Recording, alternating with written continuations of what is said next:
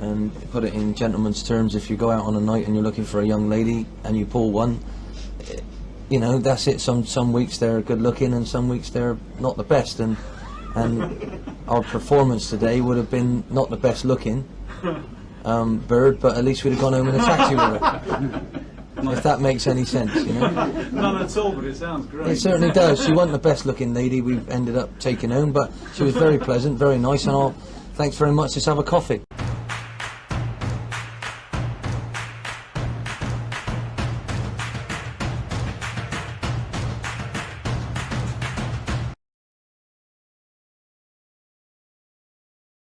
Hi there guys, and welcome back to the channel. Here today we are starting our, what I described in my channel update as my League 1 or League 2 option save. I eventually, after flipping a coin, went for the League 1, and I've gone, as you can see, for the Orange of Blackpool. The reason I've gone for Blackpool is twofold. Firstly, they've had a rough few years in real life. They have been desperate to get the club back from the owners, and finally things have moved in the right direction for them and they are back on the right track. So I really wanted to get this story out there, this save, just to try and, you know, get them out there as well and go, right, Blackpool are back, everyone, you know, they're back in good condition now. And also as more of a tribute to Ian Holloway, who is a bit of an interesting manager over the years, as we've seen, you know, bit of a character, as we saw in the intro video. So I wanted to create a manager in his style and see if we could almost recreate that Holloway magic that got them to the Premier League a few years ago and see how far we can take them. So as you can see on screen, we are Davie Holloway, the cousin of Ian. We're from the southwest, and we are hoping we can build, as you see the little face there, we're hoping we can build something very special in this save. Anyway, I'm going to get into looking at my team, and then I'll be back to tell you what we got. Right, before we get too far into it, we're just going to have a look at our Blackpool report here. This is a very interesting bit of information at the start of the game, and it shows us we have got some issues here on the weaknesses side. Our transfer budget is 0, so we're not going to have anything to strengthen with. We're going to have to be very clever in that regard, probably loans and free transfers.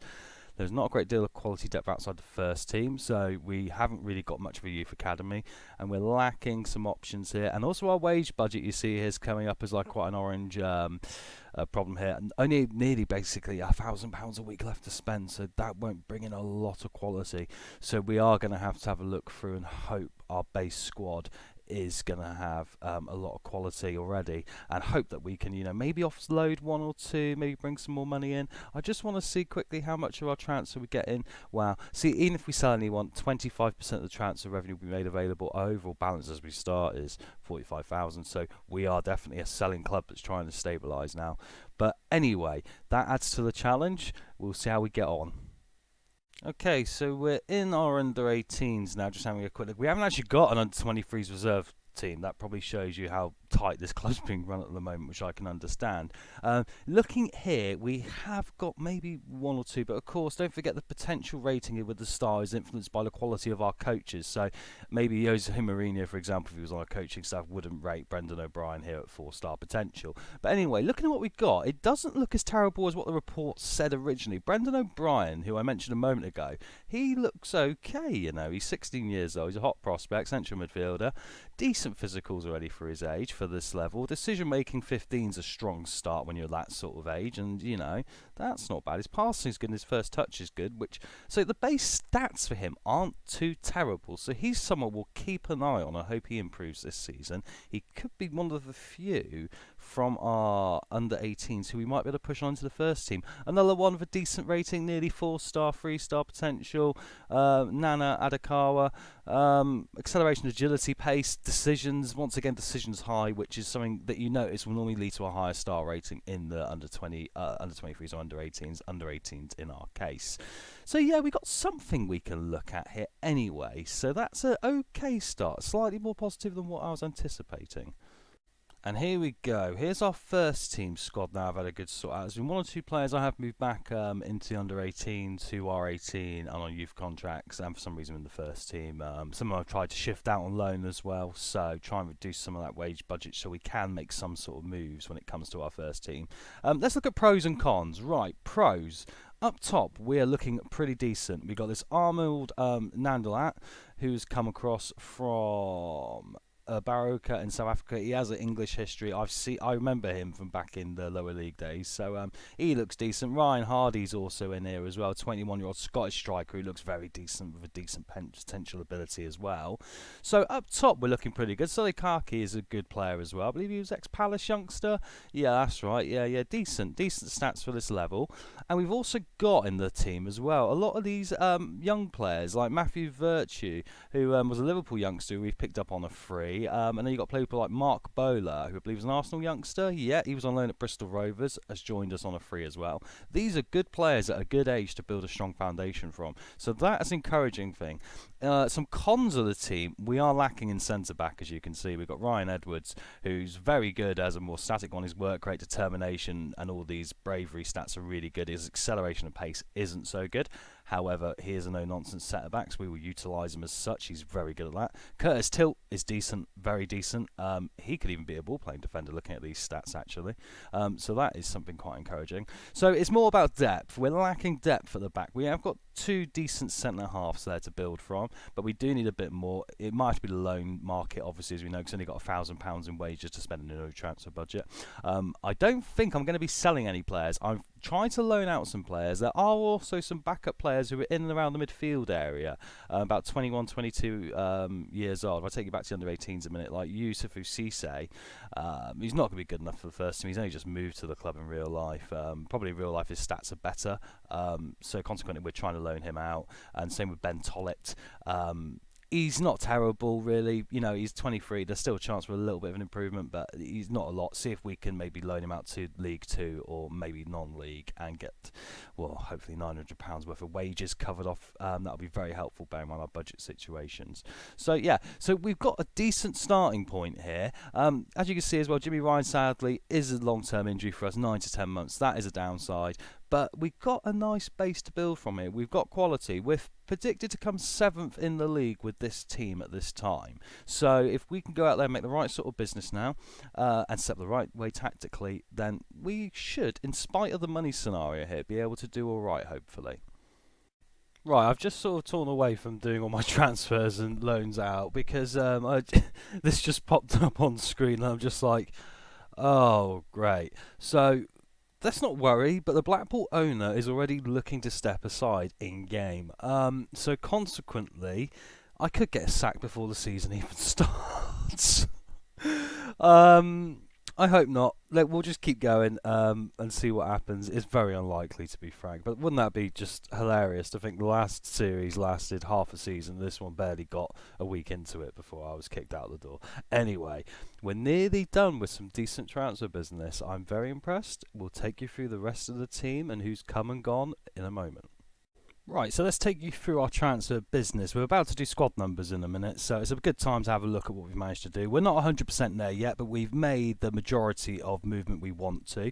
As you can see here on screen, we are trying to currently move Nick Anderton on, our left back. That is because of the options we already have existing there. We have a season-long loan for Husband from Middlesbrough, and we also have Bowler, who's the ex-Arsenal youngster, so we're well covered there, and there was some interest, so to try and bring some more money in, I decided let's try and move him on and try and redistribute the money elsewhere. As you can see though on screen, we've done pretty well because I have managed to move on a lot more of the more fringe first team players onto loan deals for the season, and some of those players only just came in game this summer, so I couldn't really sell them. They wouldn't want to move, so to manage to persuade them to go out on loan in the conference, majority of them with their wages covered, has freed us up quite a decent amount of money. I can put it all into wage budget, obviously, as you know, or I can move it all into transfer budget. But it's a nice little nugget there to play with, just to try and look at our centre-halves anyway. So just going to the under-18s to show you we sent out on loan.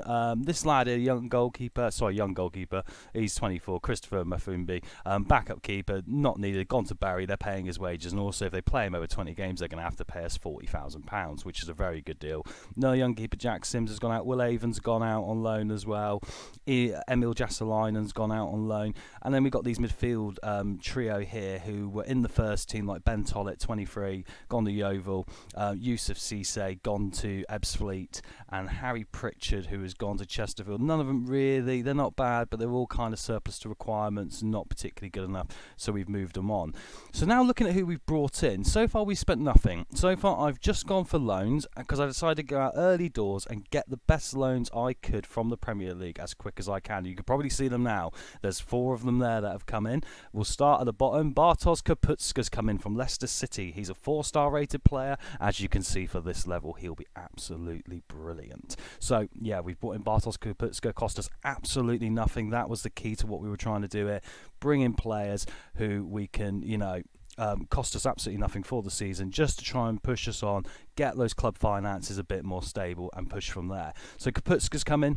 Also Casey Palmer, what a shout for this level, decent at the championship sort of level, managed to get him really quick, not paying any of his 20,000 a week wages. He will be absolutely brilliant for us. And then we've also gone to Liverpool and brought in 2. Ryan Kent, the winger, worth 4.1 million. Once again, look at those stats for this level, championship quality, he'll be great. 0 on the wages again, wonderful. And Herbie Kane for our midfield option, just solid all around, absolute tank of a player, Herbie Kane. 0 again, good box to box option.